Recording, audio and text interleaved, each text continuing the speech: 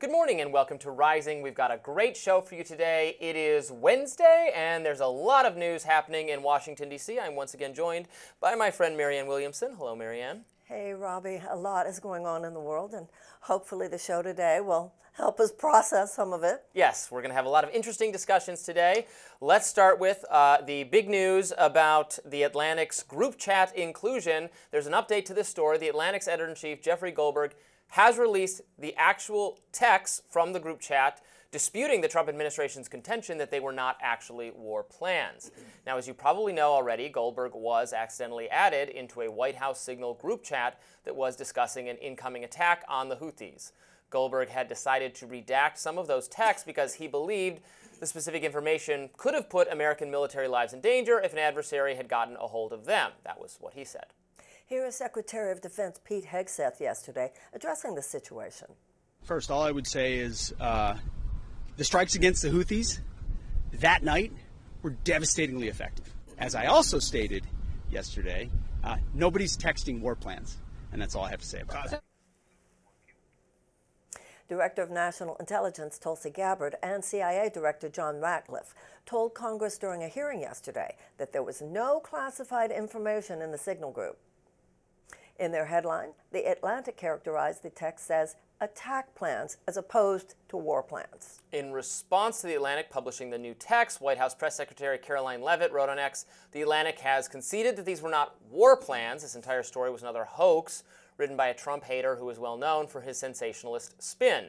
Now I'm going to read the texts so you can hear and see them for yourself. Here they are. They're going to appear on screen. It begins at 11:44 a.m.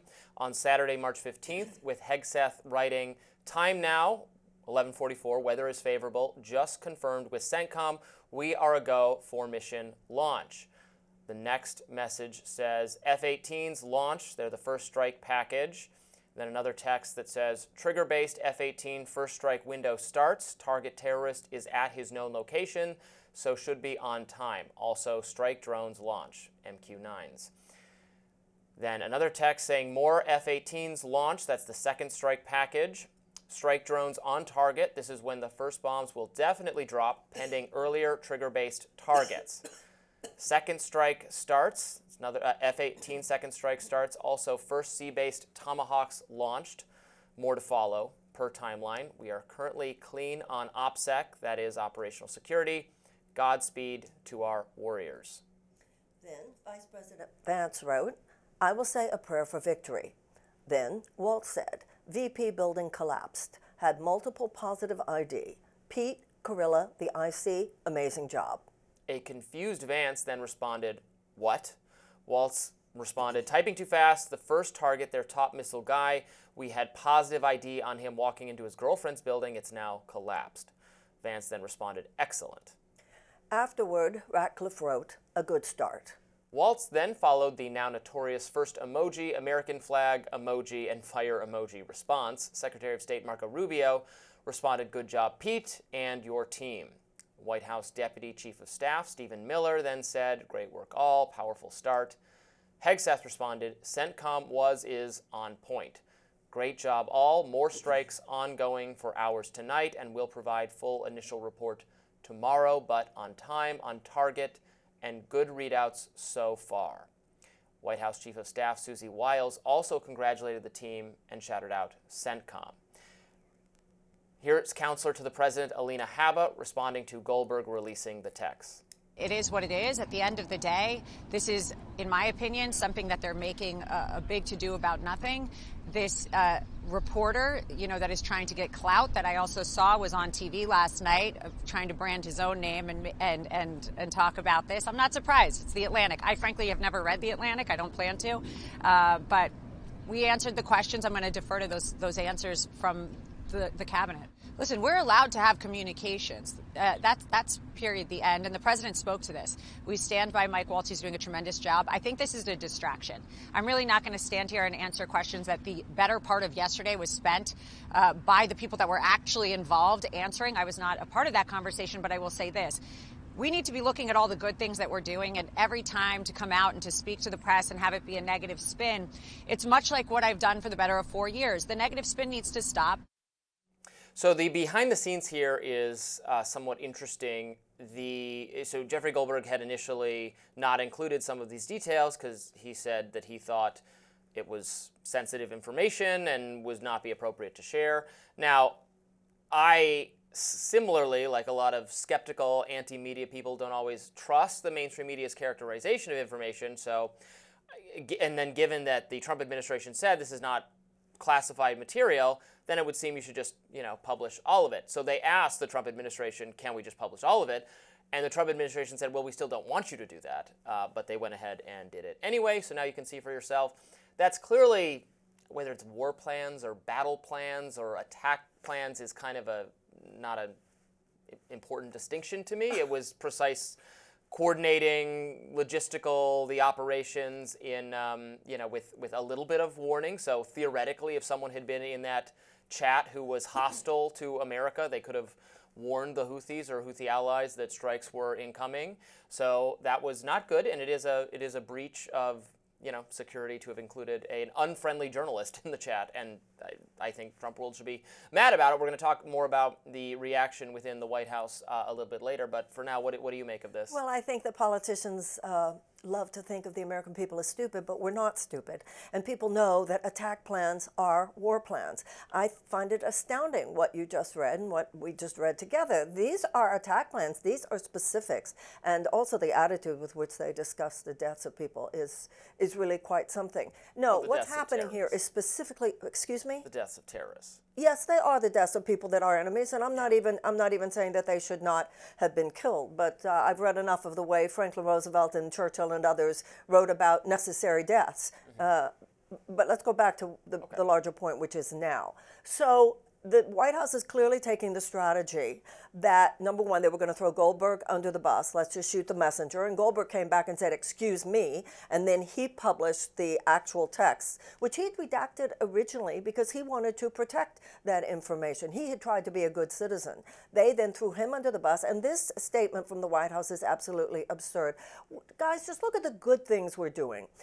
Nixon went to China. Nixon established the Environmental Protection Agency. He did a lot of good stuff. And he was impeached, would have been impeached over Watergate. The fact that they might have done some good things has nothing to do with this egregious mistake. Yes, these were battle plans. Yes, these were war plans. Yes, they were shared on Signal. And you probably know, Robby, there was a lot of talk yesterday online, some people saying that they actually used Signal purposely, not thinking that Goldberg would be there, of course, but they used it purposely because Signal messages are not saved.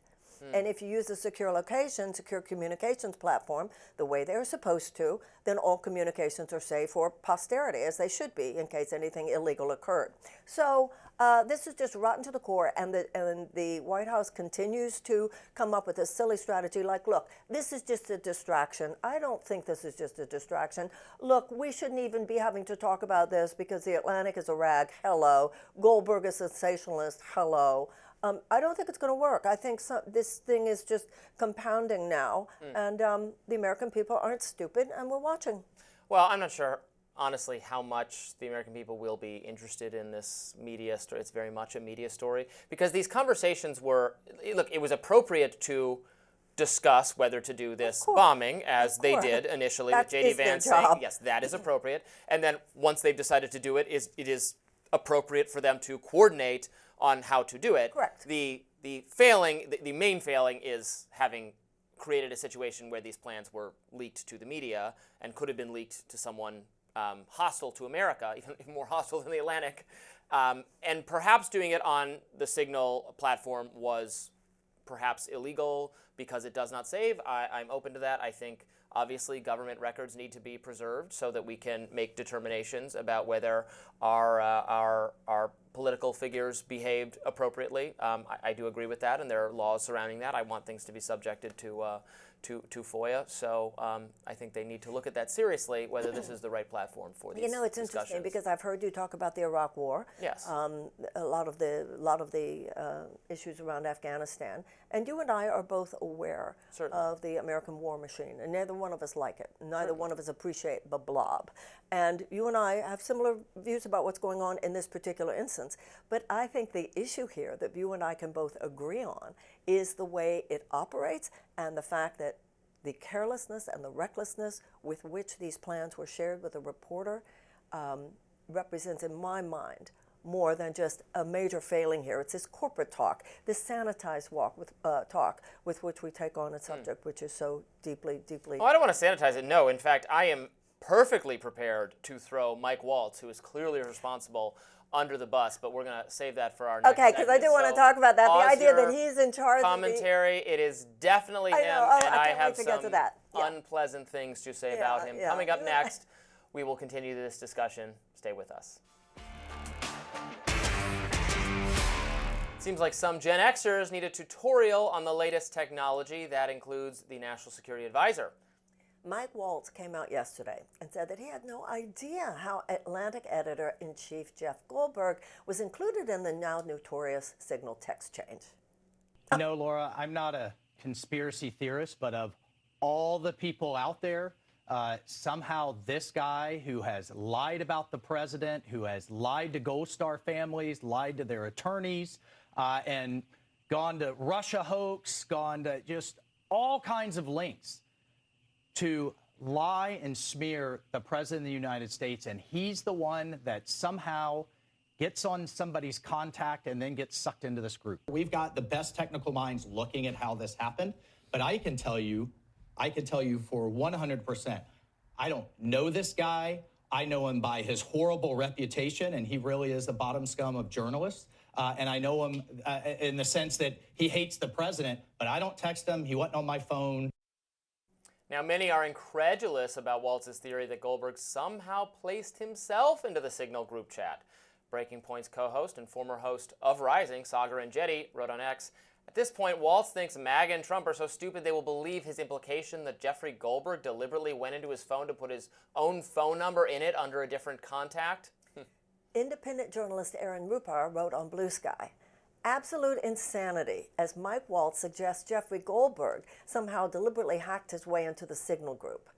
Editor-in-chief of Midas News, Ron Filipkowski, wrote on Blue Sky, "Mike Waltz has now decided to roll out the story that Jeffrey Goldberg somehow hacked his way into their Signal chat. Just admitting a mistake and apologizing seems like a lot less work than lying and peddling a half-dozen different conspiracies." Trump has so far stood by Waltz publicly. Let's watch. They've made up more stories, and they're just a failing magazine. The public understands that. He's a very good man. That man is a very good man right there that you criticize so strongly. Did he make a mistake? He's a very good man, and he will continue to do a good job. But behind the scenes, Trump world is not entirely satisfied with Waltz's explanations. According to Politico, some in Trump's orbit are very curious about how exactly Goldberg got added to the chat. Then they wonder if Waltz was previously leaking to The Atlantic. That's why his contact info was so close at hand. One insider described Waltz's relationship currently with Trump as strained. And that is what I believe the situation is, Marianne. You know, publicly, the administration is being very defensive of Waltz, trying to turn this against The Atlantic. For my money, I think he was leaking to The Atlantic, and that is why why he accidentally had Goldberg's contact info at hand. I don't believe what he told Laura Ingraham last night. I was glad to see her press him, including it went on in that clip. She said, "I don't mean to be pedantic here, but how does this happen?" I saw that. It happens because he had his contact information, and that suggests to me, we have to remember who Mike Waltz is. Mike Waltz is a figure who served in the Bush administration. He advised Dick Cheney on counterterrorism, and then he ran for House in Florida for Ron DeSantis' seat when DeSantis became governor.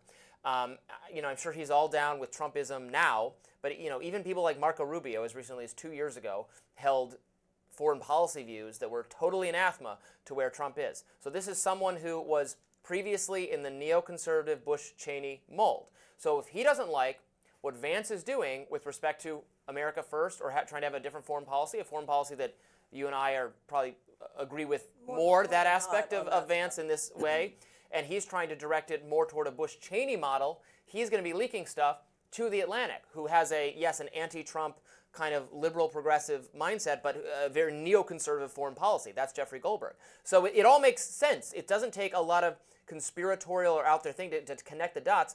No, Jeffrey Goldberg is someone who wants to do anti-Trump stuff and move the Republican Party in a direction that is more hawkish and more Cheney-ish and more Bushist. And Mike Waltz probably wants to do that too. And so you would see them working together. So that is something Trump should be cognizant of. And I don't think they should be satisfied to just say, oopsies. Well, first of all, the very fact that Mike Waltz is the one who's supposedly leading the investigation is completely absurd, since he would clearly be considered like that meme of the guy in the a person hot dog. of interest. Right. Have you That's seen the number meme one. of the guy in the hot dog costume being like, Right. we got to figure out who Right. did this? Why we did this. Second of all, his explanations are absurd, and the way the administration is talking about it, let's just put down Jeffrey Goldberg, shoot the messenger, distraction, all of that is childish. But there's another element which I find interesting here, and that is the president. Normally, this would be something in any administration where the president would be the obvious person in charge, laying it down what's true here in the position that we're taking. I find this a fascinating shift between Trump 45 and Trump 47. Is that what it is? Yeah, I think that's right. His first term and his second. He, in this situation, is looking like almost like a deer in the headlights, pointing to them. Mike Waltz is a good guy. And I think this started with his whole relationship with Musk. I find it fascinating the way Trump is more than willing, apparently, to allow himself to be outshone by people. Even in a situation like this, Trump is the one that MAGA loves. Trump is the one who could just put this thing to bed with one serious statement, and instead he's taking an attitude that I find fascinating, that he's letting other people take this on the way he is. Well, isn't it, I think it can be healthy or indicative of a healthy tendency to do some level of delegation without obviously, micromanaging. but He something picks bigger is going people on here. who he thinks share his views to run his Defense Department, to run his Secretary of State.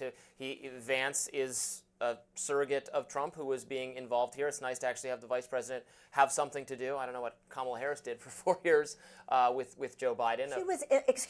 She was in those conversations, but they were not public. Yeah. How about that, Robby? All right, maybe Yeah. that's the case.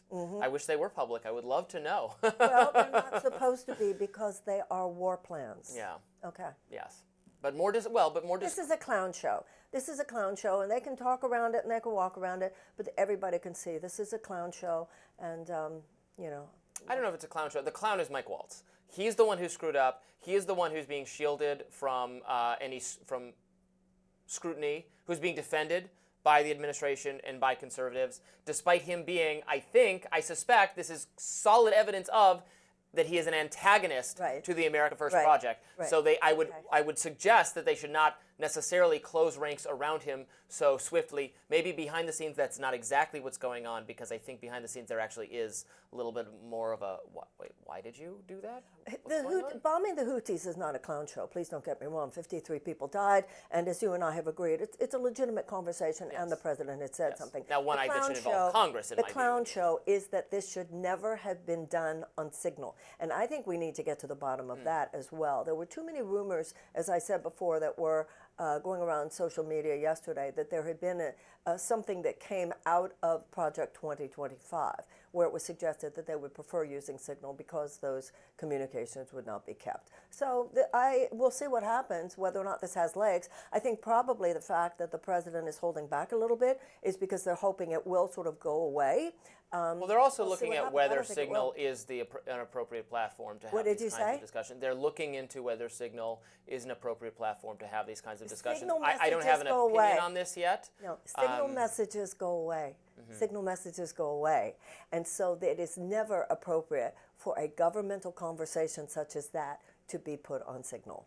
The very fact that somebody in the chat, I don't know, anybody in the chat could just include somebody else, by definition means that such conversations as this should not. I don't know the answer to this question. Is it the case that literally every time one government official speaks to another, it needs to be transcribed? I'll meet you at the meeting at 3. It can be on Signal.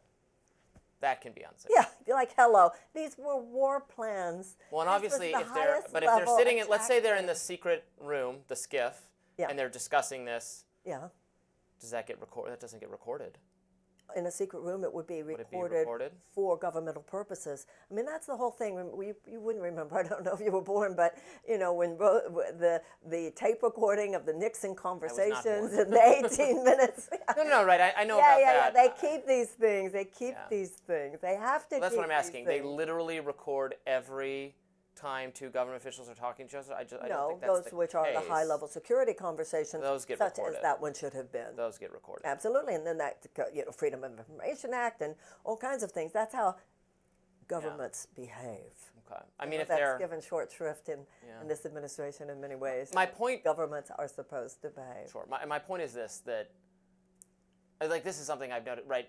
The nature of written communications or phone calls or all those things is easier to have a record of than in-person communications, right? Well, that's become, you know, that So people once are, again, going back. the point is that people, I know this is the case, government officials, political officials are reserving more of their, for, you know, face-to-face meetings or meetings outside or meetings in places where it's a format that you can't, you know, you can't FOIA the words people say if there's nothing recording it, and you also can't say, you won't know what's not recorded, what the content of it was. So I think more government officials are having conversations that way. Something I understand. All right, we've got more to get to today. I have my radar coming up next. Stay with us. So, hey, Robby, what's on your radar today? Well, Marianne, another week, another reality check for the mainstream media. You know their game by now. We're constantly being informed by the purveyors of elite wisdom that the consensus on Donald Trump is turning decidedly negative, hostile. Voters who reluctantly backed him are turning on him in droves. His election mandate is crumbling. Democrats are surging as the resistance has plenty of fodder, with Trump and his cabinet, his chief advisor, Elon Musk, doing all these unpopular things. It's only a matter of time. Any moment now, this new reality is going to catch up with the administration. Orange man bad. Everybody knows it, right? Right? Surely the American people are coming around to the view that our mainstream media watchdogs have held from the beginning, that Trump is unfit for office and a unique danger. I mean, just look. Things are so chaotic, aren't they? Aren't people dissatisfied? Aren't they regretting the choice they made last November to send Donald Trump back to the White House? Well, here's the answer. Newsflash. No. No. Trump remains defiantly popular. In fact, by some measures, he's more popular now than he has ever been since he became a partisan political figure. His net favorability right now is higher than it was a few weeks ago when he was reelected. The American people like what they are getting from the Trump administration. They like it. They really like it. But don't take my word for it. Take it from Harry Enton, CNN's pollster. This is becoming a recurring segment, and it is oh so delicious. Enton is a down-the-line numbers guy who just reports the information he gets, often to his stunned colleagues. Well, we were treated to yet another example of this. Let's watch. I think sometimes it's important to do a little bit of reality check and take a little different spin at the numbers. I'm going to do that right here because all we talk about is how unpopular Donald Trump is. But in reality, he's basically more popular than he was at any point in term number one and more popular than he was when he won election back in November of 2024. What are we talking about? His net favorable rating right now comes in at -4 points. Compare that to where he was when he won in November of 2024 when he was at -7 points, or March of 2017 when he was at -10 points. So when you compare Trump against himself, he's actually closer to the apex than he is to the bottom of the trough. And of course, that's so important because Donald Trump, historically speaking, has had his numbers underestimated. So I think it's very important to compare him to himself to understand he's actually more popular now than he was when he won, or certainly where he was at this point back in his first term. The bottom line is Trump is more towards the ceiling than he is towards the floor. So when you do that, it makes my knees hurt. Harry goes on to explain that the numbers for Congress look much like they did when the GOP took control of and then retained the House. But look, the big thing is Trump. His net favorability is high. It's high for Trump, and it's high comparable to other presidents who then went on to win re-election, which will not be the case for Trump since he is term limited. But it goes to show you that he's on par with presidents who are doing a good enough job to survive such a referendum. Why do the media keep missing this, with the exception of Harry Enton? Why are they continuously stunned to the point where their legs are giving out, as that colleague of Harry Enton's was, when they're struck with the reality that Trump is fairly popular, at least as far as political figures go. We're a divided country, so it's not universal acclaim, certainly. It's because they reside, the media, in elite enclaves where they never have to interact with Trump voters. They don't know them. They're not in their circles. It's like that White Lotus episode from 2 weeks ago where two middle-aged women are shocked to learn that one of their best friends from high school is a Trump-supporting independent. They react with apoplexy. It's all too real. Here's another example. The New York Times recently had its 4 conservative-leaning columnists participate in a joint conversation to explain Trump's enduring appeal. Bret Stephens, David French, David Brooks, and Ross Douthat. Only one of those individuals, Ross Douthat, could be plausibly described as even mildly pro-Trump or favorably inclined to aspects of Trumpism. The rest utterly despise Trump. So much for intellectual diversity in the nation's most prestigious paper. Even their quote-unquote conservative columnists hate Trump. That sets the media apart from millions of people, millions of voters who know exactly who Trump is and what he represents and have collectively said, please, sir, I'd like some more. The numbers don't lie, Marianne. Oh, yes, they do. The you numbers think so? are just the numbers. Polls don't always mean so much. I mean, But by the they're way, inaccurate if you in the look way at that they someone- underrate his... If you look at someone like Bret Stephens, I mean, he is conservative. The point there is not that even these conservatives dislike him. The real question is, why do these conservatives dislike him? By the way, you are media elite. You keep talking about this. They don't understand us. No, I'm a working man of the You people. are white, male, privileged, elite guy, young What guy does who has it all white together, male talking have to like do you with are it? making, like you are speaking for the little guy. It's so absurd, Robby. Anyway, he's all that those numbers mean. We're talking about negative points, so it's less bad. And, you know, he's president of the United States, and these conversations should be so much bigger than who's up or who's down on any particular day. Our conversation should be about what's happening in the country. That's why I think it's so interesting that someone like Bret Stephens, I mean, those New York Times people that you talked about them, I don't think of those guys as exactly far left. And some of them, such as David Brooks, I think David Brooks certainly is this moderate man. he's squishy moderate. But his problems with Trump go deeper. His problems with Trump go into an area that all of us, no matter whether we're on the left or the right, should be questioning. You mentioned in that article, and you've said several times, of course the president won't be running again. So what do you say about the fact that the president says that he plans to run again, and he just assumes that he's putting out the dog whistle so that people in the states will start the conventions necessary? What do you think about the fact that Trump say he's going to run yeah, again? the president talks about running Not again. going to run again. Pardon? I don't... No, of course he shouldn't not run going- again. well, he's It is not going to run again. unconstitutional for him Yes. to run again. It is, yes, he's not I going see, to this is run what I again. don't understand about you. I don't understand. This is interesting to me. I don't give the Democrats a pass when I feel they're full of it. I don't give the Why Republicans do a you give pass. him a pass when he is so obviously full of it? I don't give them a pass. You weren't here on Monday. I did Okay, a what'd whole you radar talk about? objecting to the administration's due process-free deportations. I don't give them a pass. Good. I have a I'm lot glad- of I'm glad to hostile hear that. things to I say wasn't about. here that day. I only Yeah. based my information on what I experienced with you.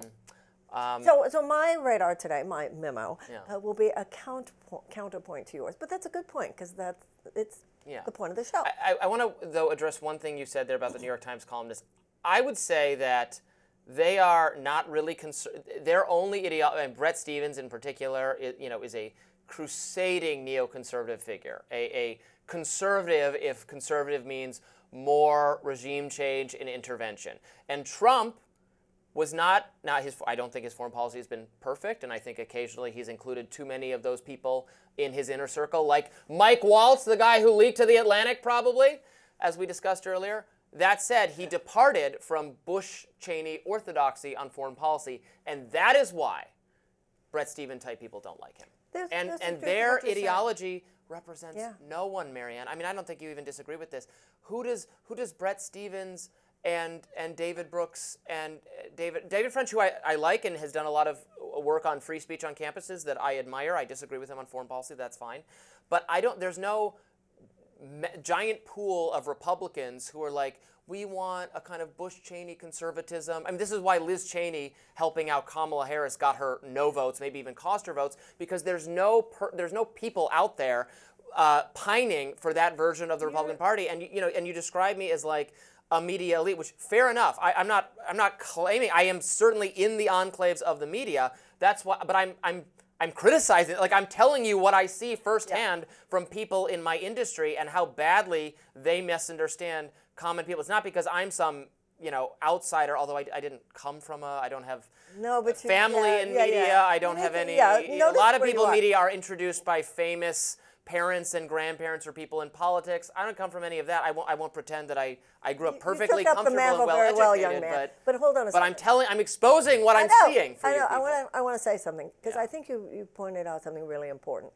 There is a whole group of people who consider themselves the opinion makers in America today, who are no longer opinion makers. The never-Trumpers within the Republican Party clearly are like the old men and women in the attic, and nobody is listening to them. Yes. And I think that's also true about the others that you mentioned at the New York Times. I don't think that applies to David Brooks, actually. I think he is still an opinion maker in ways that matter. And I think recently, actually, as someone who has not always agreed with him at all, I think he's a deep thinker, and I think we need our deep thinkers. And when it comes to public intellectuals who do deep thinking and deep consideration that does not necessarily just blow with the wind, it doesn't matter if they have massive audiences. It matters the depth of the conversation that they are holding, and I think that matters. Yeah. But I also believe, along with this, that some of these silos, you yourself have said they don't apply, and I think they're not helpful. We've all got to come out of our silos now. I think it limits the conversation. This is the conservative conversation.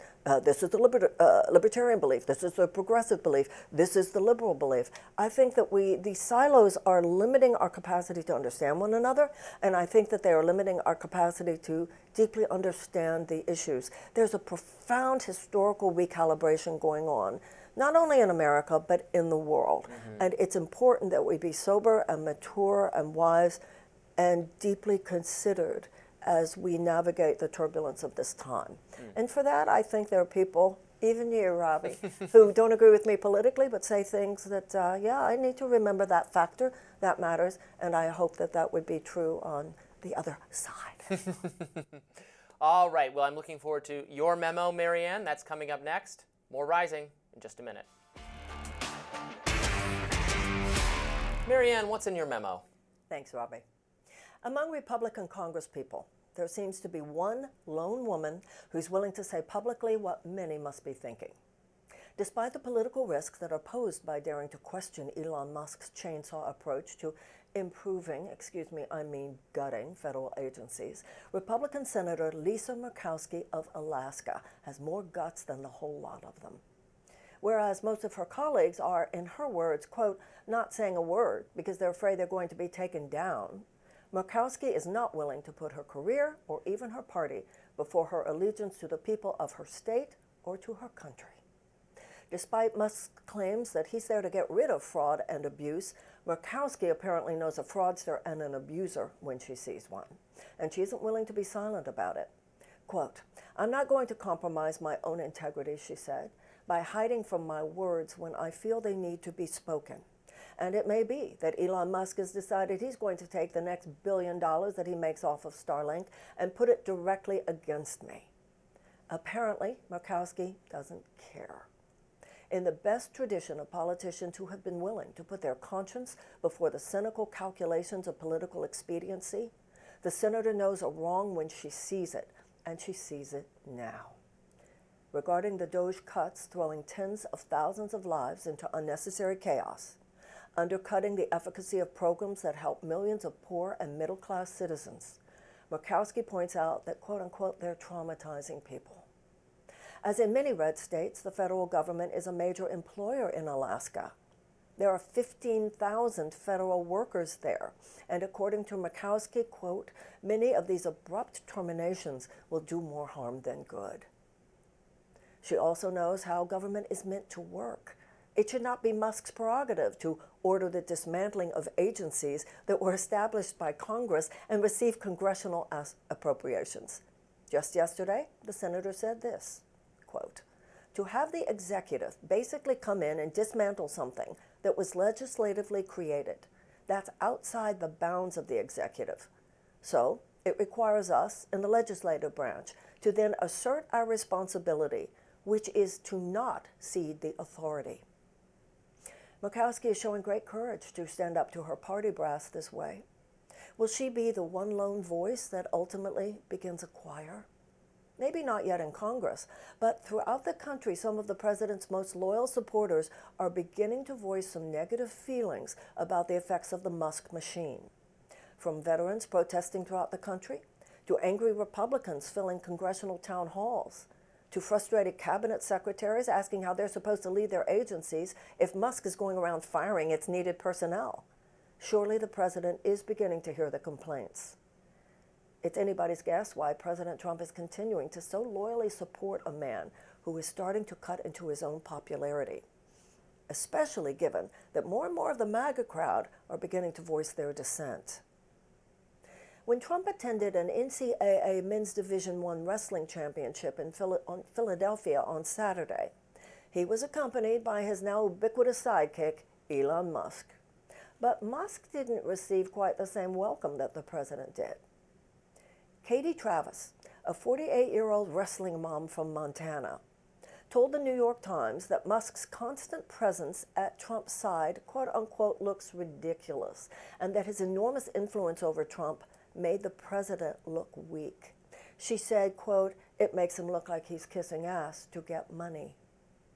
Now, one thing about MAGA, a trait that I actually wish we saw more of coming from Democrats, is that, yes, they're loyal, that's for sure. But when they feel that their loyalty has been betrayed, they've proven before that they can withhold that love. A friend of mine in South Carolina this weekend reported seeing a spate of upside-down Trump flags as she traveled through the state. And that's even before those Social Security checks stop coming. It's even before those Medicaid cuts start affecting Trump voters who desperately need those funds. It's even before inflation gets worse in response to the president's tariffs on Canada and elsewhere. Now, so far, the Trump coalition in Congress and throughout the country, as Robby pointed out, continues to hold strong. But we'll see what happens. The MAGA base is definitely capable of electing a president. It remains to be seen when and if they might say, enough is enough. Well, look, I agree with Lisa Murkowski that legislatively enacted government agencies and bodies must be legislatively dismantled, not dismantled at the whim of the executive or the executive's advisor, Elon Musk. Yes, the unelected bureaucrat at his side? I would not describe him as an unelected Oh, no, you wouldn't, because he's a businessman. But the unelected bureaucrats are the become actual a nation people of who staff these idolaters. agencies he's trying to shut down. Business people are our new god. But I think it's funny that, so there's objection. Oh, now she's mad that the legislature gave away too much of its power. Part of the process of giving away the power was setting up all these agencies that actually implement government policy at the behest of the executive. So now when they're trying to dismantle it, she's saying, oh, wait, no, that's our prerogative. Okay, well, I wish Congress had retained its lawmaking, governing role all along, the way our founders intended. You and I talk about this all the time. Now they want to exercise, they want to only use their power when it slows down things, when it stops the executive from actually shrinking government. They're happy to give away their power when it's about growing the power of government. Okay, and that's a problem to me. The legislative branch legislates. Yes. It is the prerogative and is the job of the executive to execute.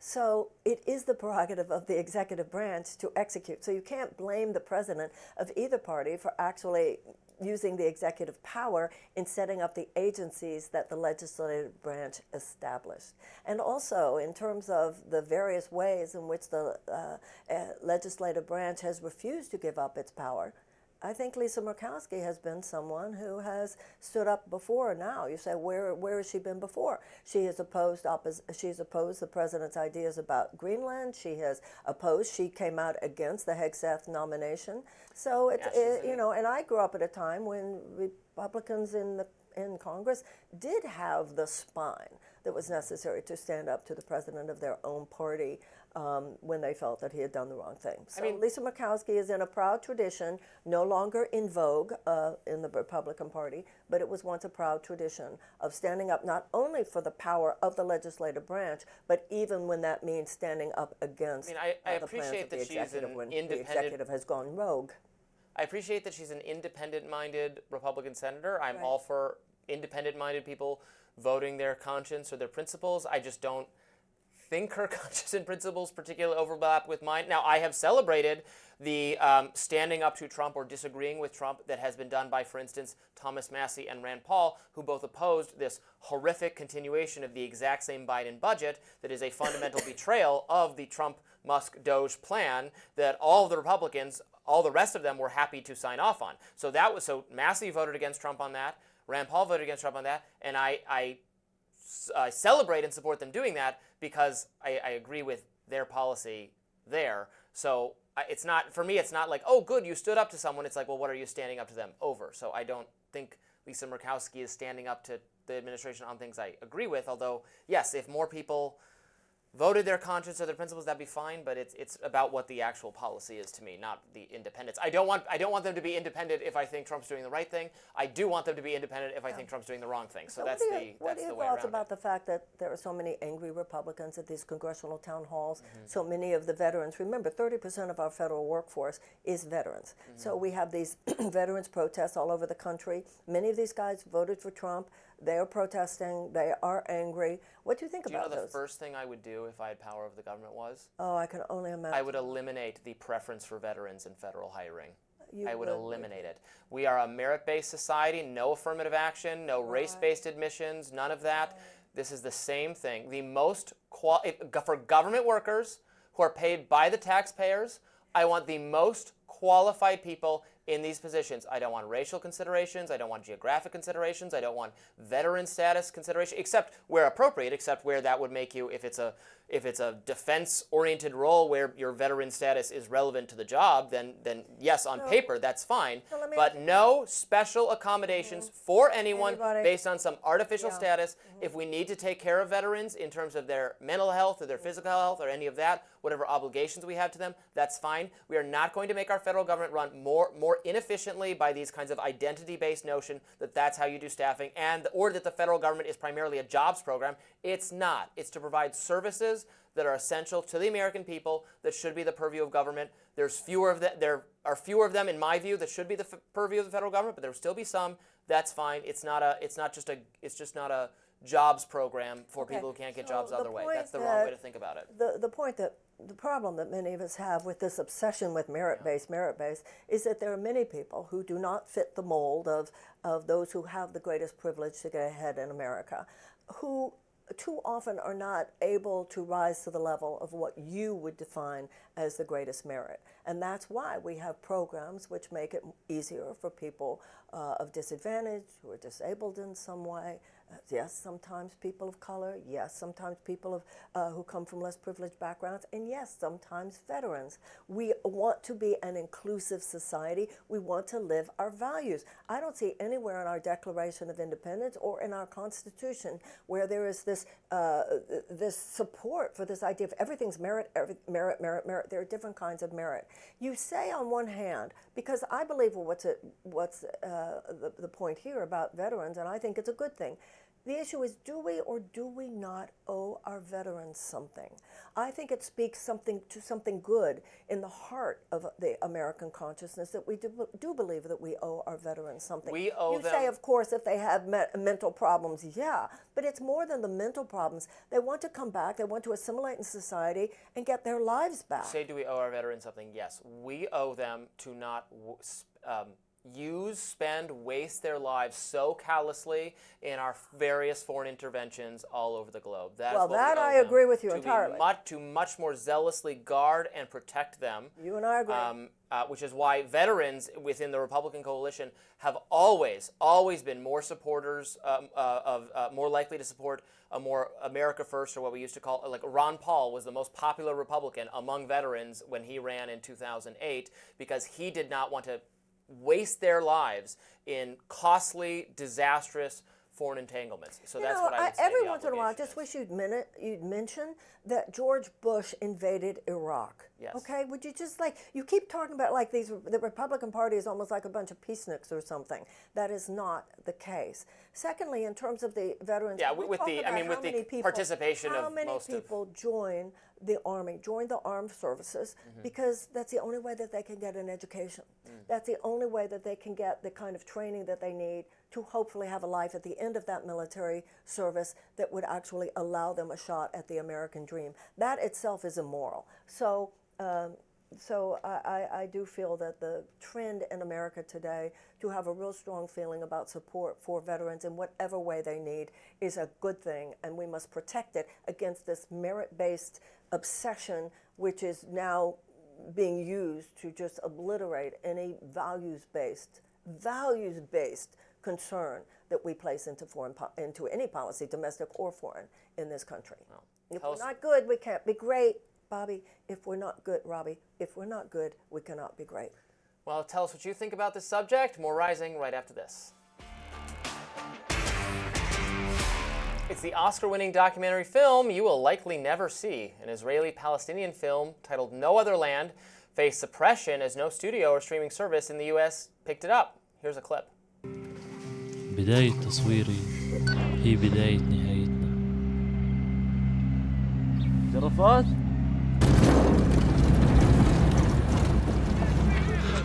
أنا متسلم ادخل.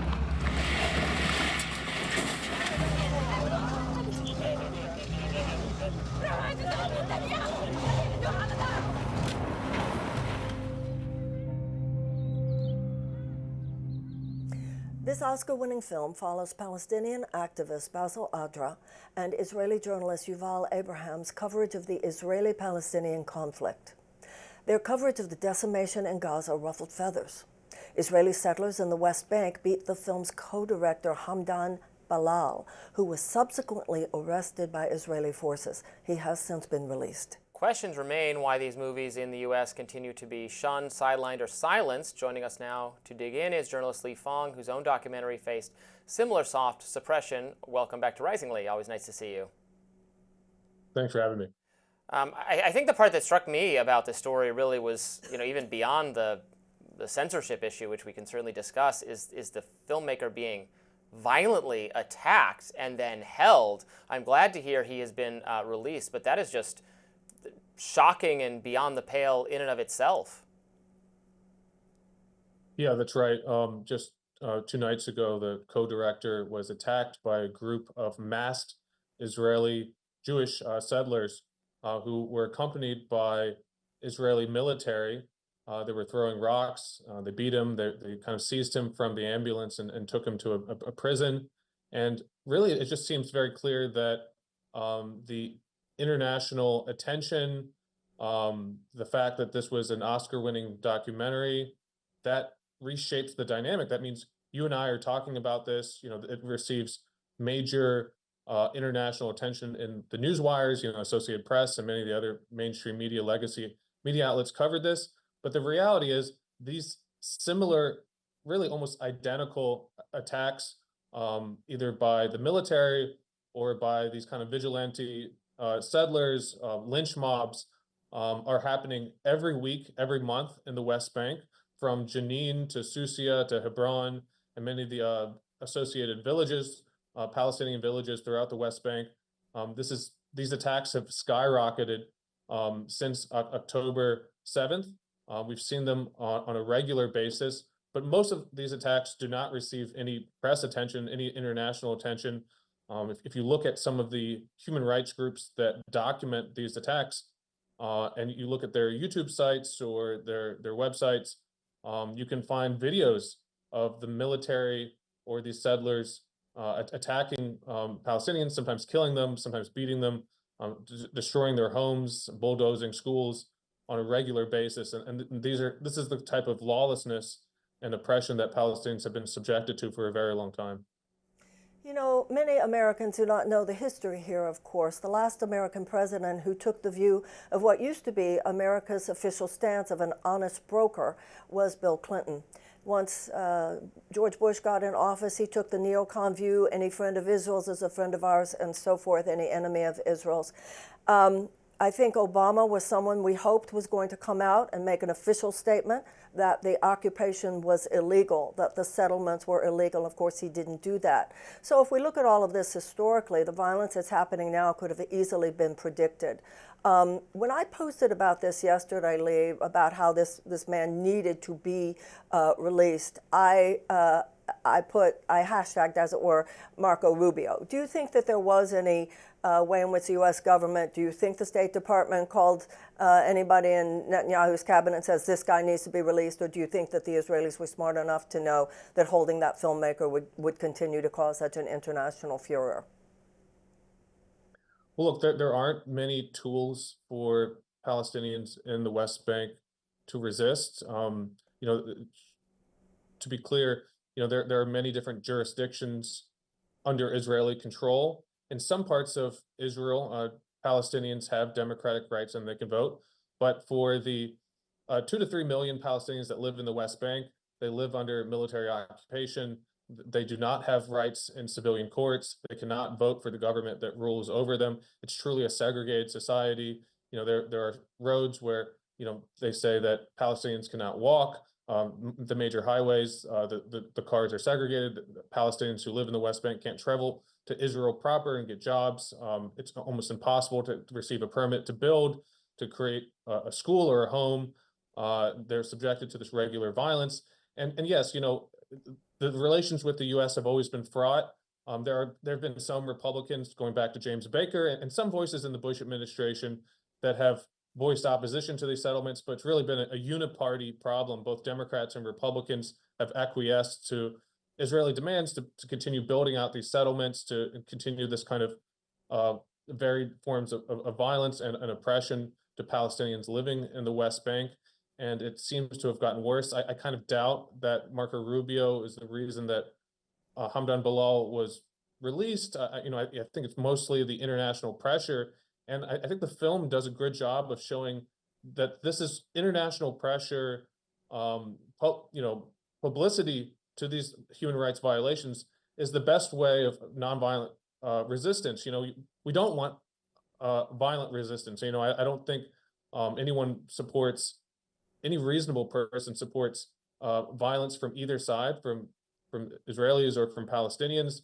The best form of resistance is nonviolent. It's really kind of just showcasing these acts of oppression and bringing international solidarity.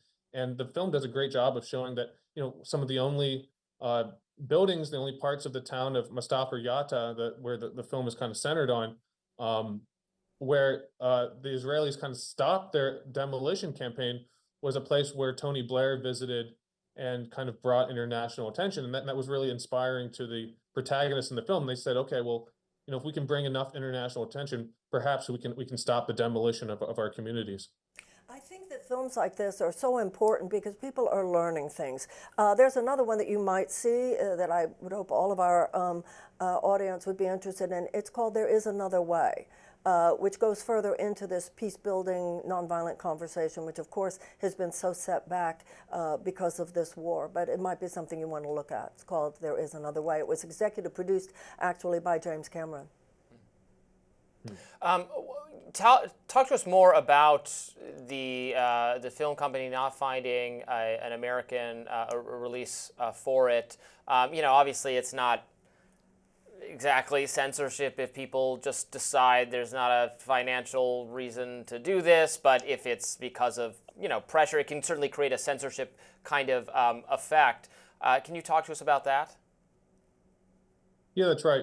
Over the last decade, and certainly increasing after October 7th, it's been virtually impossible for any new documentary or film highlighting Palestinian human rights issues or that's critical of Israel to find a major distributor, to obtain access to a U.S. streaming platform. If you look at the Oscar winners this year, every single one of them has a distributor. Every single one of them you can find on a streaming partner. This Oscar-winning documentary you can't view in the U.S. Because it can't find a distributor. no streaming platform will pick it up. And this is not unusual for a film that is critical of Israeli human rights. As you mentioned at the top of the segment, I helped film a documentary with a Norwegian company, Up North Films, on that kind of explored the Christian Zionist movement and how it shaped the human rights crisis in Israel, praying for Armageddon. We worked for over a year to get a streaming partner, to get a distributor. We found streaming partners and distributors in Israel, in Europe, in most of the world. The only place where we could not find it was in North America, in the United States specifically. And this is typical. I mean, on my Substack, I listed about a dozen other films that have faced this problem. And I don't know if censorship is the right term. That seems to be applicable here. We don't know if the government is making a direct appeal. We've seen just in the last month, the mayor of Miami Beach, Steve Miner, threatening to revoke a lease and to shut down a theater for showing this film. The only place that you can really see it throughout the US are independent small theaters. I watched it in the Bay Area at a small kind of indie theater that kind of shows art house films. But major kind of networks of theaters are not picking it up. And, it seems clear that this is the result of a organized pressure campaign from pro-Israel groups that send threats to the major distributors, that send threats to the streaming platforms.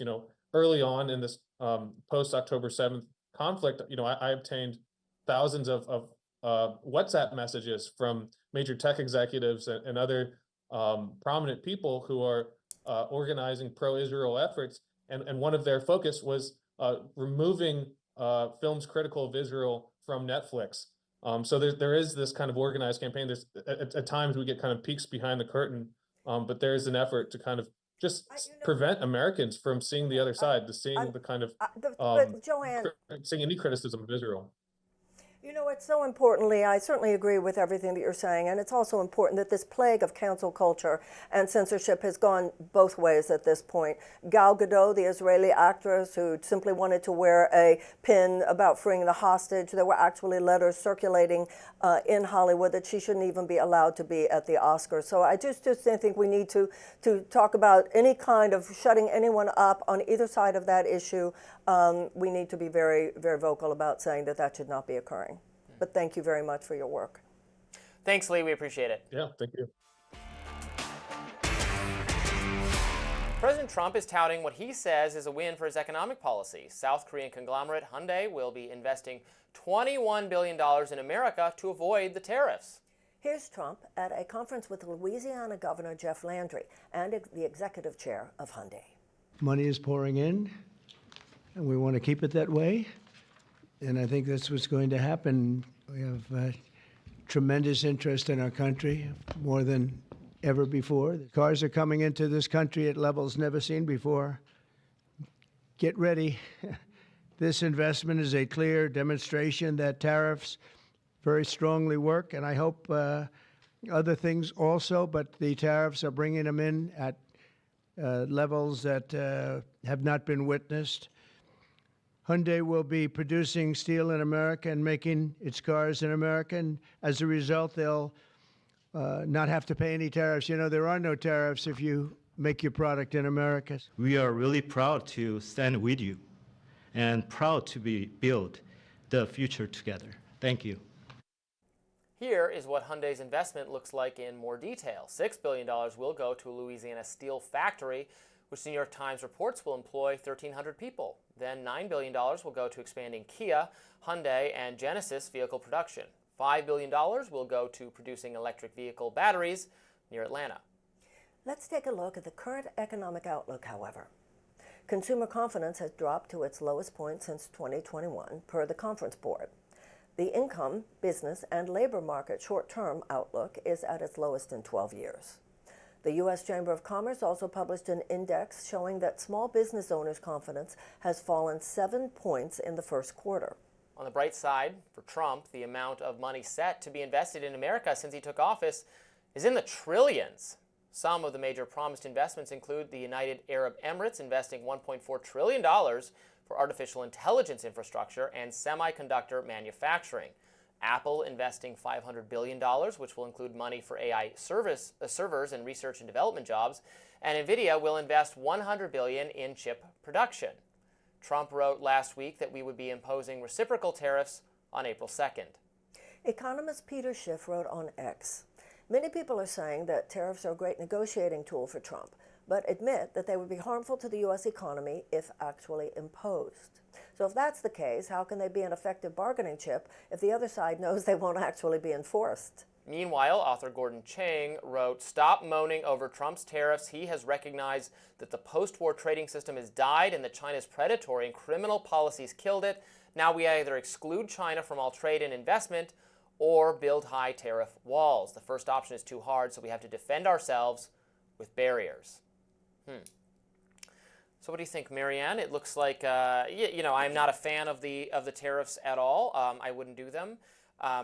However, this, I can acknowledge when this is a favorable outcome that we're gonna have jobs here. That's nice. Going to have a plant here. My problem, though, is I'm very skeptical of investments being made in this country that are only being made because the government is this is the reverse of a subsidy. Instead of subsidizing something, saying you will be not subsidized unless you build here. Basically, that's what the tariff accomplishes. I think if we have to protect some kind of industry with aggressive government action, then it's not genuine. It is subject to be gotten away with as soon as the policy changes. Like these tariffs they're going to be implemented, then they were not going to be implemented, then they were going to be implemented again. It's gone back and forth so many times.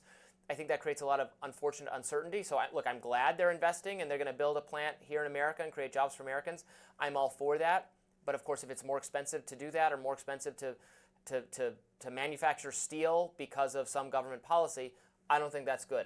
Unlike Gordon Chang, I think if China is a problem, let's find other trading partners. That's better to do in my mind than creating some high tariff wall where we're assembling everything for ourselves in this country. That's autarky, and that doesn't work. Well, the most important thing for me is a win for the American worker. So I agree with you. Let's celebrate the fact that this $21 billion investment is being made and that the workers in Louisiana and elsewhere will win from that. I do think it's worth noting that the conversation, the narrative that is being promulgated by you'll correct me if I'm wrong, not just the Trump administration, but anyone with the particular kind of conservative filter, is that we're supposed to be very excited when these workers, 1,300 people, get their jobs because of a South Korean investment, but we're supposed to be completely uncaring that 1,300 people, in fact, tens of thousands of people have lost their jobs that were government jobs simply because somehow any kind of government employment is a very, very bad thing, and I don't agree with that. So I think it's interesting. We're supposed to be excited over here, but simply not care about the trauma and the lives of people over there. I think that in this particular case, we don't know yet about the tariffs. I think in general they're a really bad idea. If the president can claim a win on this one particular issue, I'm not going to take that from him. But as you yourself, I think, seem to be indicating, that it's too early to see whether in general this whole tariff scheme. Well, I think we're not very far apart on the tariff issue itself. In terms of why we should be more excited about workers finding jobs in the private. It's a free market. Well, it's but it's because it's voluntary. It's because the government jobs, those are voluntary. Those no, let me finish my point. But the revenue source is not voluntary. Money is being extracted from us. It comes out of your taxes, and then your tax dollars are paid to the workers. So just creating more jobs in the government sector, then that requires us to pay them more. So it's different. Whereas in the private sector, that is some entity, in this case a Korean car company, freely deciding, although it's not being freely decided in this case because of the tariffs. That's why I'm against it. But say it's no tariffs. Say it's just whatever. A factory owner, he's manufacturing sprockets, whatever. He's going to wants to build a sprocket factory in Kansas, and is using his money to do that, and is going to pay his workers and to sell sprockets and get some kind of product. That's not, I'm not, money isn't being taken from me to support that enterprise. That's why it's different with the federal employees. But I don't want to traumatize them or torture them psychologically. Well, they are being traumatized. They are being traumatized. But hold on. Trade is an exchange. So it's not like money is being given to federal workers who work for these agencies. They are producing value, and the value is thus created by these, what these if I don't agencies, in a way that then serve the American people. Social Security serves the American people. The National Park Service serves the American people. These agencies serve the American people. You act like we're not getting anything from that. No, I didn't say that. So what's going to happen? I say it wasn't freely Hold on a minute. So what's going to happen with Hyundai coming over here? There's going to be a lot of money that goes back to South Korea, but I'm all from, there's a place for international trade, and it's going to serve stockholders. Do you believe in the ethics? Hold on a second. I believe that there are stakeholders beyond just stockholders. So and there should be both. There should be public and there should be private. That's government at its best. The stakeholder is somebody who walks into a national park. The stakeholder is someone who walks into the Marianne, library. The stakeholder is someone who walks into the museum. The stakeholder is someone who gets their Social Security check. I not just assume somebody you who believe owns a stock. in an ethics of consent, that I do not have permission to reach into your pocket right now and grab your wallet and take your money. Would you agree that I can't do that? Not necessarily in that situation, because I know where you're going. Therefore, tax. But if I'm a federal employee, I get to reach into your pocket, take your thing, and say, but look, I'm providing you parks, so it's fine because I'm giving you something. I'm taking your money, and then I'm going to do something with it. I think consent is important in both cases. Do you want to I get don't rid of consent to Do you want to get rid of taxes? Do you want to get rid of the income tax? Tell me the truth. Yes. I knew that. I want to have services provided voluntarily. I want to pay for the services that I value, and you pay for the services you value, and I want to make taxes as small and voluntary as possible. All taxation is coercion. It is coercion. So it is. I mean, by its very definition. Do you have some way to argue that it's not? What if we all get together and agree and vote that I get to take your wallet? That makes it ethical. All taxation is What if coercion? me and the producers in the control room, we all vote? Let's take a vote. We all say we get to take Marianne's wallet.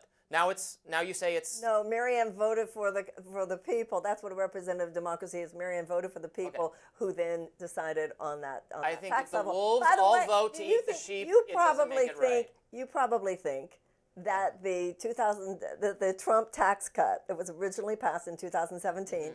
All of this is about extending that tax cut, which, as I said yesterday, will add $37 trillion to the debt. $4 trillion. Not if we do my spending plan where we spend less money. Would you extend that tax cut? Absolutely. Oh, absolutely not. Absolutely. You just. Yes, I would. Okay. We're told we need to wrap. Next up, we'll tell you about an Oscar-winning film that you may never get to see. Stay tuned. There's a hearing happening on Capitol Hill right at this very moment. The House DOGE panel is questioning NPR and PBS executives over their alleged bias and whether taxpayers should be funding their newsrooms. The CEO of NPR made a revealing admission during the hearing. Let's listen. Now you are here managing NPR, which is in part federally funded. Can we expect that you will bring the same lack of reverence for truth to your management of NPR? Thank you, Congressman. First of all, I do want to say that NPR acknowledges that we were mistaken in failing to cover the Hunter Biden laptop story more aggressively and sooner. Our current editorial leadership. In Wuhan? We recognize that we were reporting at the time, but we acknowledge that the new CIA evidence is worthy of coverage and have covered it. Yuri Berliner, a former NPR employee, is arguing that the news outlet should not take the federal funds. He writes for the Free Press, the broadcaster needs to stop pretending it's a network for all of America and become the progressive institution it truly wants to be. Berliner also points out that NPR says federal funding only accounts for just 5% of annual revenues anyway. So that was an important admission from Catherine Maher, someone I've criticized a great deal over the years. She's kind of one of those anti-disinformation thinkers who seems to not have as much reverence as I would like for the First Amendment, which does protect incorrect speech, false speech, alleged misinformation, because, as was the case with NPR's coverage of these two important stories, the Hunter Biden laptop and the lab leak, they initially succumbed to the popular mainstream expert consensus that the Hunter Biden laptop story was fake or some kind of Russian hoax. That is not the case. And then also that you are a racist conspiracy theorizer for thinking that maybe COVID came from a lab. Now we know that that is the leading explanation of at least 3 different government agencies. It shows that just succumbing to groupthink can have downsides. Just automatically believing or repurposing whatever the elite progressive consensus is can be damaging, and it erodes these institutions as kind of neutral arbiters that are getting taxpayer funding. Now, I would absolutely strip them of taxpayer funding. You're not going to be surprised to hear me say that at all. And then they can be as progressive or single-minded as they want to be, but as long as they're on the taxpayer the grain dole, I think they have some obligation to be a little bit more neutral in their coverage. Well, I agree with the employer who said, what do we need those funds for? It's 5% of our funding. Let's just be who we really want to be. Everybody, to me, it brings up what's going on over at Columbia. In exchange for that $400 million, the things that they're caving to are so horrifying to me. Number one, first of all, this business about in Columbia that they need to fight anti-Semitism, this kind of behavior will actually make anti-Semitism increase, I believe.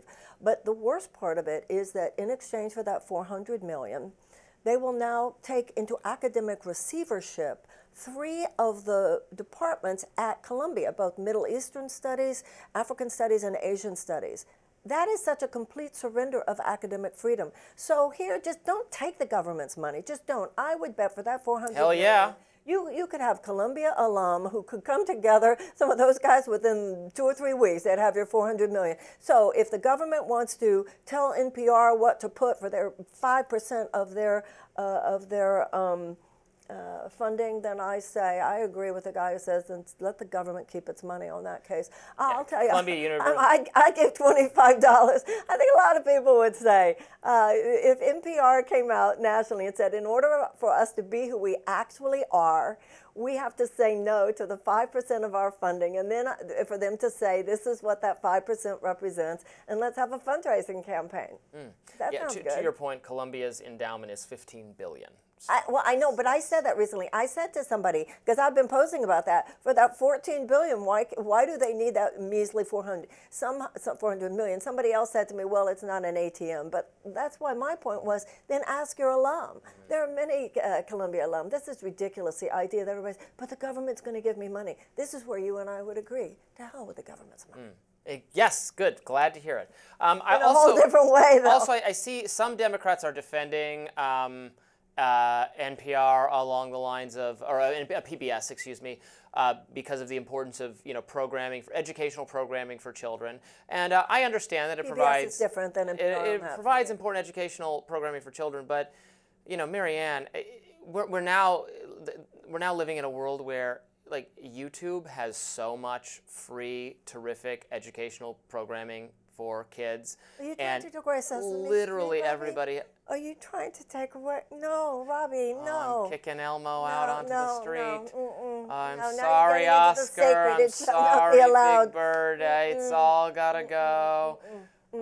He can tickle somebody else. It's not gonna be my tax dollars. But I'm saying the exact same thing that. But I said from the other side. Yeah, but PBS to me is different than NPR. But what vital service does it provide that can't be provided by the children's programming on YouTube?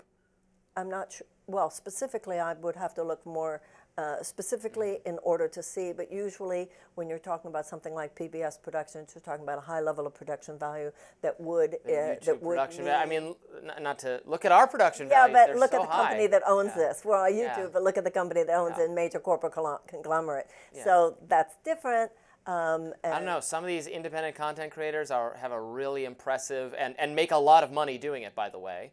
And their revenue stream is the ads that plays on YouTube. And I'm not willing to surrender on children's programming on PBS. We could do a deeper dive, actually, and perhaps we should, on what exactly PBS does. There's a lot of stuff on PBS. I think kids could watch this you program. Wouldn't see it on YouTube, Masterpiece Theater. No, PBS is definitely, to me, I'm glad for my taxpayer money, Robby, to help fund PBS. When it comes to NPR, go do your thing. Be who you really are. There are too many people on the left who are so afraid to be who we really are. Sometimes it's people on our own side who are trying to squash us. Sometimes it's something like, in this case, the government funding. But if the left doesn't start being who we really are and saying what we really believe, then the American people won't recognize that we're the ones with the better ideas. I am fine to have left-leaning people say what they really believe loudly as possible. I give them the floor. Please proclaim it, and we'll see if that message resonates with people. Okay, we all agree. Up next, Greenland. Much ado about Greenland. We will talk to you about that. Stay tuned. More Rising in just a minute. Second Lady Usha Vance will be taking a trip Thursday to the beautiful island of Greenland. National Security Advisor Mike Waltz and Energy Secretary Chris Wright, among others, will be joining Usha Vance. And now another guest will be joining her. Hey guys, it's J.D. Vance, the Vice President, and you know there was so much excitement around Usha's visit to Greenland this Friday that I decided that I didn't want her to have all that fun by herself, and so I'm going to join her. I'm going to visit some of our guardians in the Space Force on the northwest coast of Greenland and also just check out what's going on with the security there of Greenland. Unfortunately, leaders in both America and in Denmark, I think, ignored Greenland for far too long. That's been bad for Greenland. It's also been bad for the security of the entire world. We think we can take things in a different direction, so I'm going to go check it out. That is one of the most bogus things I have ever heard J.D. Vance say. President Trump told reporters that officials from Greenland had asked for a team to visit the island. In a Facebook post, however, the government of Greenland wrote, "Just for the record, the government of Greenland has not extended any invitations for any visits, neither private nor official." The outgoing Greenland Prime Minister, Moot Begede, said, "We are," and I butchered that name, so apologies to that, "we are now at a level where this cannot in any way be characterized as a harmless visit from a politician's wife. The only purpose is to demonstrate power over us." Trump has said that acquiring Greenland is an absolute necessity. He has also not ruled out using military force to take it. The island is a semi-autonomous territory of Denmark. The president's son, Donald Trump Jr., also visited Greenland earlier in January. A Greenland member of parliament told Politico in January that Trump Jr.'s visit was staged and that the island wants their own independence and democracy. Trump believes acquiring Greenland is important for national and international security purposes. Most of the island is also in the Arctic Circle, which has untapped natural resources and is close to key shipping zones. In response to Vance's announcement, congressional candidate Isaiah Martin wrote on Blue Sky, quote, "You're destroying our economy, yet Greenland is what you focus on. Useless." Popular newsletter writer Paul Scalise wrote on X, "What I like about America taking Greenland is that it humbles the Nordic people. They've been getting very arrogant lately with their bike lanes, clean cities, economic equality, and architectural style." They have to remember you have to build a military first. Oh, so I thought he was your peace president. So this idea we're going to go take No, I'm not for taking Greenland, and we're not going to be conquering Greenland. There's going to be no military. Let me reassure you, there will be no conquest of Greenland. You have a sort of psychic take on what Trump is thinking? I'm an oracle. I can predict the future. We will not militarily attack or invade Greenland. If I said that, they'd call me woo-woo. You know, he said that we're going to take it no matter what. I'm using my psychic powers to predict. No, he didn't say we're going to take it Okay, everybody, no matter the show what. is getting more and more interesting. Thank you so much for being with us today. Yeah. No, we've got a couple more words to say on this before we wrap. Okay, I got that right. No. We don't have to go that quickly. Okay. I think, look, here's my Greenland plan, and you won't even disagree with this, Marianne. Okay. I might, but I'll make my own decision. No, I want us to have better relations with Greenland. Sounds it's this good. giant landmass. Yes. Near Canada. You know where it is on the map, I'm sure. I do know where it is. It's very large. In certain maps, it's like the whole world. 3 times the size of Texas. It can be valuable for shipping and minerals. I want to have a good relationship with them, mutually beneficial economic arrangements, better for them, better for us. If the people of Greenland voted and indicated that they wanted to be part of the U.S., then we would pursue that. If they want to be independent, that's fine. We're not going to fight on their behalf, obviously. But what they have the right to self-determination, and they should pursue that. And I support them, and I want to have better relations with them as our nation. We're not going to seize anything or steal anything or have any kind of military involvement. We're going to have better relations with them, and where we can have better trade arrangements. We're talking about factories. Can factories be built there if they want them, if there's people to work there? Okay. That all sounds great to me. And so we're going to have good, better economic cooperation with them. That's what we want to do. How does that sound? That is your view? That Yes. sounds very lovely. I think it has very little to do with the reality as being promoted right now by the Trump administration. You mentioned the things that Greenland has. It has a lot more than that. It has minerals that the American government wants. You know, McKinley bought Alaska. I mean, it's not like there has never, and then there was the Louisiana Purchase. Yeah. So it is not completely outrageous when presidents talk about buying territory. However, that's not what's going on with Greenland. We're not going to seize it. Greenland, right. However, it's important for you to recognize, contrary to what you just said, that the president has made it clear. He has said the words that we have mentioned ourselves here. We're going to get it one way or the other. He has not ruled out the use of force. Now, when J.D. Vance said on that bogus video that we just played, he said, Usha's having so much fun, I want to go too. It was the opposite of that. Usha's trip has been so criticized. There have been officials of Greenland who have pointed out this was not an official visit. They were not invited. She's going to some games, and they said they're public and she wants to go, but nobody's inviting her. He is going as a kind of dog who's going to pee on the territory. He is going to make it clear, oh, you say it's not an official visit? I'm going too. And also notice what else he said. I'm visiting our military.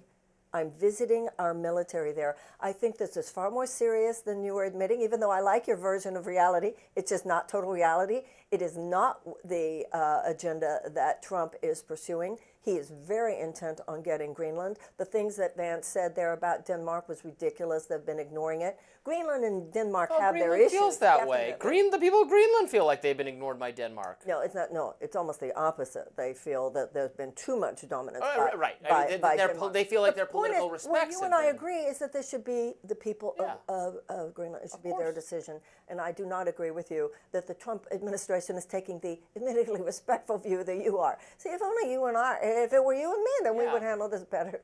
But no, I don't think it's all so nice and love. I think there's a reason they're going. I think that Vance is going there to show a tough guy stance. And I think that we should watch this very carefully because this could get serious. Well, we can watch it carefully, but I suspect Vance knows, as now we have some insight into his thinking, having read his private text messages, that he wants to keep Trump America first. The American people do not want some new military intervention or confrontation with Denmark. That's not America first. That's not what people want. But again, whatever kind of diplomatic or economic arrangement can be reached is perfectly fine. Diplomatic and economic. Yes. Okay. That's what I'm all about. And diplomacy and trade. But That's what I'm all about, Marianne. And believe me, ladies and gentlemen, there and others, they're working on that.